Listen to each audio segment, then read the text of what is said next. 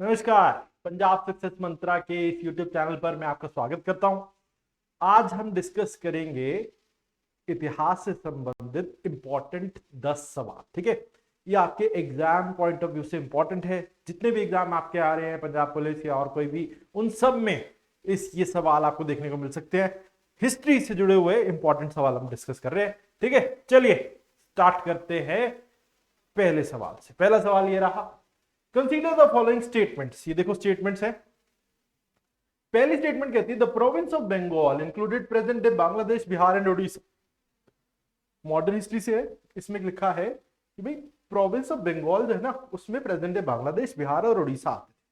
फिर battle of Plassey was fought between Nawab Mir Kasim of Bengal and British general Hector Munro. ठीक है, तीसरा battle of Plassey was concluded with treaty of Allahabad. ठीक है, तो बताने करेक्ट स्टेटमेंट कौन सा है। देखो करेक्ट, अब मैं आपको एक एक करके बताऊं, एक एक करके दिखा देता हूं इसमें। पहले तो बंगाल में बांग्लादेश, बिहार, उड़ीसा तीनों आते थे, बिल्कुल ठीक है ये। ठीक है, बिल्कुल आते थे ये तीनों, तो ये बिल्कुल सही स्टेटमेंट है। ये वाला भी आ गया, तो ये बिल्कुल करेक्ट है। इसके बाद बैटल ऑफ प्लासी, नवाब मीर कासिम। अरे मीर कासिम तो बाद में नवाब बने। ठीक है, उस समय तो सिराजुद्दौला नवाब थे, तो ये हो गया गलत। हेक्टर मुनरो के साथ जो उन्होंने लड़ाई लड़ी बाद में, वो बैटल ऑफ बक्सर होती। ठीक है, प्लासी नहीं, इन्होंने प्लासी लिखा है। और प्लासी की लड़ाई के बाद ट्रीटी ऑफ इलाहाबाद नहीं हुई, दो ट्रीटीज हुई थी इलाहाबाद की ट्रीटी नंबर 1 और ट्रीटी नंबर 2, दोनों 1765 में हुई थी। एक अवध के नवाब शजाउद्दौला के साथ, दूसरी दिल्ली के बादशाह शाह आलम टू के साथ। ठीक है, लिख तो ये भी गलत हो गया। तो सिर्फ फर्स्ट स्टेटमेंट ठीक है, इसमें वन ओनली इसमें उत्तर आना चाहिए। ठीक है जी, चलो पहला सवाल हो गया। दूसरा, with reference to Chakravarti Raja Gopalachari, C Raja Gopalachari की बात हो रही है। Consider the following statements. He was first governor general of independent India, ये कहता है।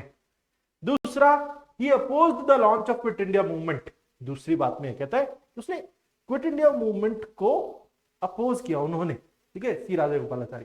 तीसरा, he carried out a salt march at Vedaranyam in Madras presidency, इन्होंने एक मार्च की मद्रास प्रेसिडेंसी में वेदरण्यम था। ठीक है, तो आपको बताना है कौन सी स्टेटमेंट इसमें से सही है।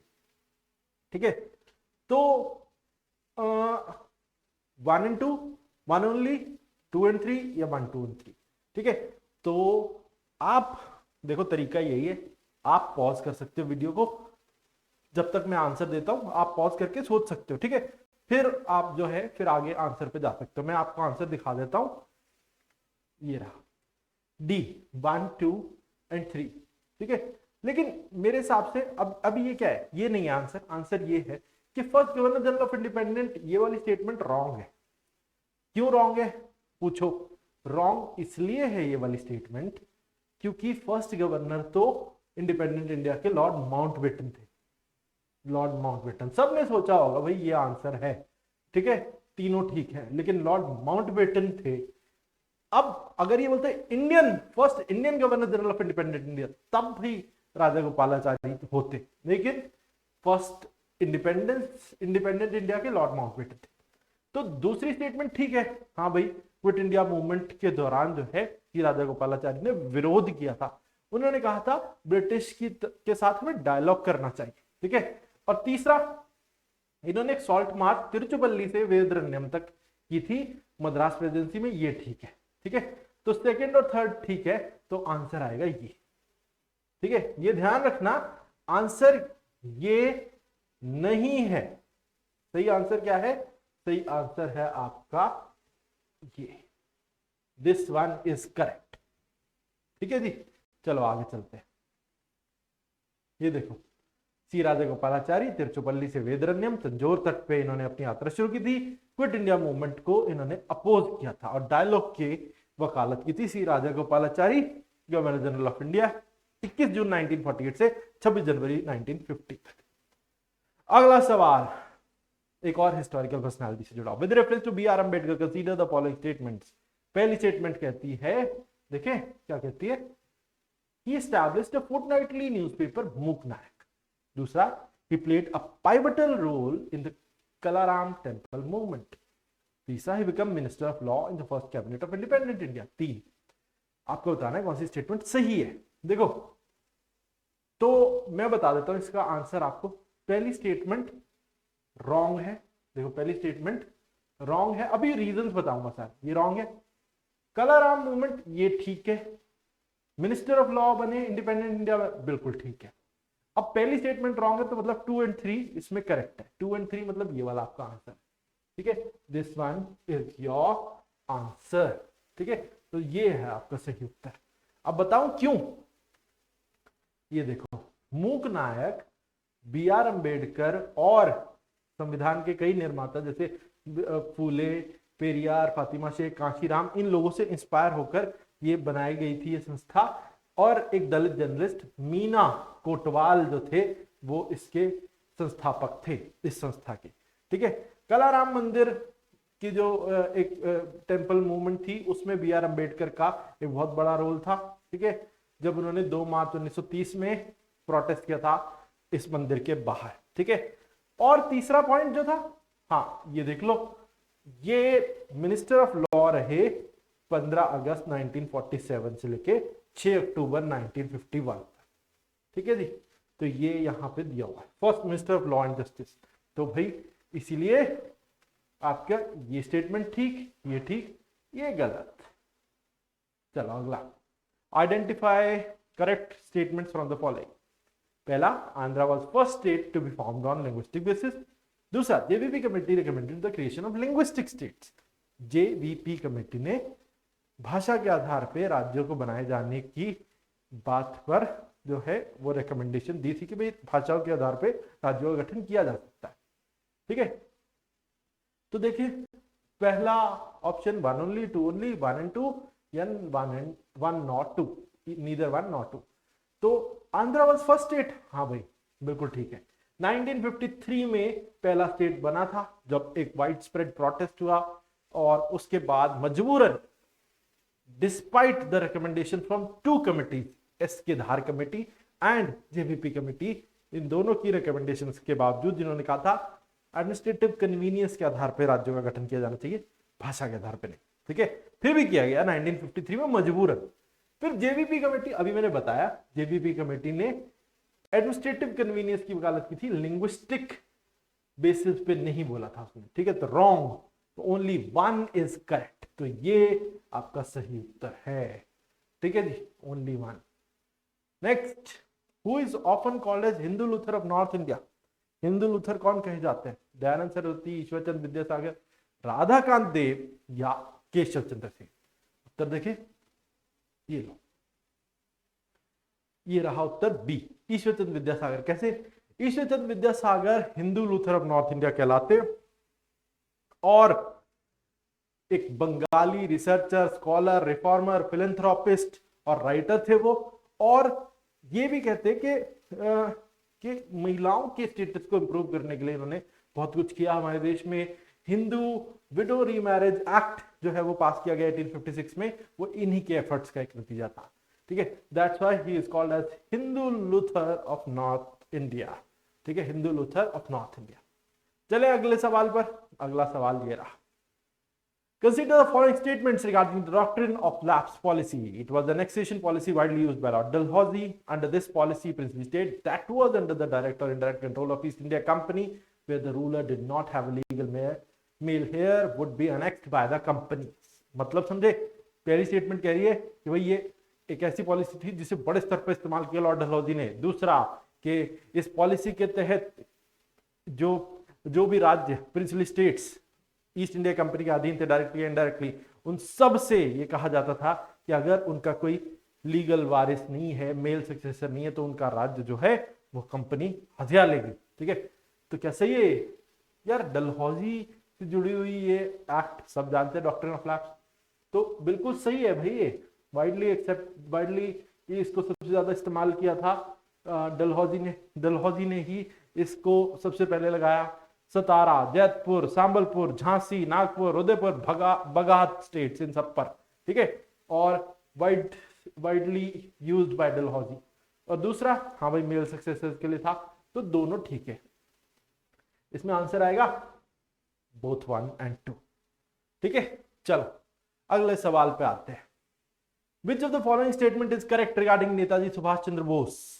He actively participated in Salt Satyagraha in 1930. He boycotted Simon Commission in 1927.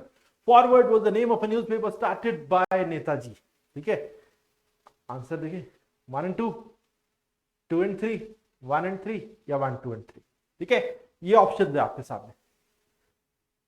तो सॉल्ट सत्याग्रह में, अरे भाई इसके बाद इस सत्याग्रह में हिस्सा लेने की वजह से, ये सिविल डिसोबीडियंस मूवमेंट यहीं से शुरू हुई थी, सिविल डिसोबीडियंस मूवमेंट में हिस्सा लेने की वजह से तो इनको बाद में जेल जाना पड़ा, और साइमन कमीशन का बॉयकॉट इन्होंने किया था। बिल्कुल सही, ये दोनों में पार्टिसिपेशन था इनका, बिल्कुल सही है। फॉरवर्ड एक न्यूज़पेपर था जिसकी एडिटर तो रहे, लेकिन जिसे शुरू किया था देशबंधु चित्तरंजन दास, इनके पॉलिटिकल गुरु ने। तो फॉरवर्ड जो है वो न्यूज़पेपर था, लेकिन नेताजी उसके संस्थापक नहीं थे, बाद में उसमें एडिटर जरूर रहे। ठीक है, तो ये हो गया रॉन्ग। तो आंसर क्या है? 1 and 2 only, is your option. ठीक है, अगला सवाल, which of the following statements is not regarding subsidiary lines? It was introduced by Lord Wellesley in India. तो भारत में वेलेस्ली ने इंट्रोड्यूस किया था इसे। It was policy of non interference in internal affairs of the allied state. तो non interference की policy थी क्या ये? ठीक है। तीसरा, first subsidiary treaty was signed by Nawab of Karnataka. ठीक है, अब लॉर्ड वेलेस्ली का क्या है कि वेलेस्ली, वैसे तो अगर हम ओवरऑल देखें तो वेलेस्ली ने इसको इस्तेमाल किया, लेकिन पहली बार तो डुप्लेक्स ने इसे डिवाइस किया था, लेकिन नाम फिर भी एसोसिएट वेलेस्ली का ही किया जाता है, क्योंकि सही मायने में उन्होंने ही लागू किया इसे। ठीक है, non interference in internal affair of allied state. अब अलाइड स्टेट जिसके साथ भी भागीदारी है, अगर सब्सिडरी लाइन्स में उसके इंटरनल मैटर्स में इंटरफेरेंस नहीं होता, तो इंटरनल मैटर्स में आपका डिफेंस भी है, फाइनेंस भी है, और बहुत सारी चीजें। डिफेंस तो पूरा सुपुर्द करना पड़ता था, और उसके अलावा इंटरनल मैटर्स के लिए ब्रिटिश एजेंट बिठा दिया जाता था, जो छोटी छोटी बातों पर बहाना बना के उस राज्य को हड़पता था। तो ये हो गई गलत, ये हो गई सही। First subsidiary treaty Nawab of Karnataka, गलत। इसमें आता निजाम ऑफ हैदराबाद 1798। ठीक है, तो सही उत्तर है 1 ओनली। ठीक है, 1 ओनली इज करेक्ट। चलो, नॉट पूछा था तो, अरे एक बार रुक जाते हैं, नॉट पूछा था तो 2 and 3 से ही आएगा। ठीक है, इसको गलत कर देते हैं और ये वाला सही, क्योंकि नॉट पूछा था ना, ऊपर देखो नॉट है, ये ध्यान रखना, मैं तो गलती कर रहा हूं, आपने नहीं करनी, नॉट पूछा है। ठीक है जी, चलो अगला सवाल, consider the following statements. Thiruvalluvar also called Valluvar was a Tamil poet saint. Thiruvalluvar, जिन्हें वल्लुवर कहा जाता है, तमिल पोएट सेंट थे। Thiruvalluvar made contribution to Sangam literature. ये दो स्टेटमेंट्स हैं, आपको बताना कौन सी सही है। 1, 2, बोथ 1 and 2 या नीदर 1 नॉट 2। आंसर देखे, आंसर है सी, दोनों ठीक है। कैसे? ये देखो, तिरुवल्लुवर आमतौर पे वल्लुवर कहे जाते थे, तमिल पोएट फिलोसोफर थे। तिरुकुराल इन्होंने एक इनकी काव्य रचना थी, और जिसमें इन्होंने उस समय के इकोनॉमिकल मैटर्स और ये कह लो स्नेह भाव को दर्शाया। और इसमें ये संगम लिटरेचर का एक वाइडली एक्सेप्टेड वर्क है, लास्ट वर्क कहा जाता है उस पीरियड का। तो ठीक है, हाँ, संगम लिटरेचर से जुड़े हुए थिरुवल्लुवर तमिल पोएट सेंट थे, बिल्कुल ठीक। तो दोनों ठीक है। Next, national youth day is held every year on 12th January to observe the birth anniversary of Swami Vivekananda. और दूसरा, Swami Vivekananda introduced western world to the Indian philosophies of Vedanta and yoga. ये दोनों ही स्टेटमेंट ठीक है। कैसे? ये देखो, 12 जनवरी जो है ना, इस दिन नेशनल यूथ डे मनाया जाता है, और इस दिन स्वामी विवेकानंद जी की एनिवर्सरी होती है। दूसरा, वेस्टर्न वर्ल्ड जो है उसको वेदांता और योगा सिखाने वाले भी जो है वो स्वामी विवेकानंद जी थे। ठीक है, तो ये दोनों फिलॉसफी जिनसे जुड़ी हुई है, दैट्स व्हाई बोथ 1 and 2 आपका उत्तर है। ठीक है जी, चलो ये देख लो एक बार। Swami Vivekananda famous Indian personality रहे। 1984 में नेशनल यूथ डे बनाना शुरू किया गया 12 जनवरी से। ठीक है जी, और आज के लिए इतना ही, और फिर हम अगले हफ्ते मिलेंगे 10 और नए सवालों के साथ। देखो, आप एग्जाम देने जा रहे हो, अपना दिमाग शांत रखना। बहुत चीजें आपके दिमाग में चल रही होंगी, ये भी पढ़ लें वो भी पढ़ लें, पर कितना पढ़ पाओगे? लास्ट समय तक आप लिमिटेड ही पढ़ पाओगे। ना अपने आप को थकाना, ना अपने आप को बहुत ज्यादा जो है आपने एग्जॉस्ट कर देना। मतलब एग्जॉस्ट नहीं करना, थकाना तो एक ही बात हुई, लेकिन आप ना एक बात का ध्यान रखना। कई लोग करते क्या है कि बहुत सारी चीजें पढ़ने लग जाते हैं, अब समय नहीं है पढ़ने का।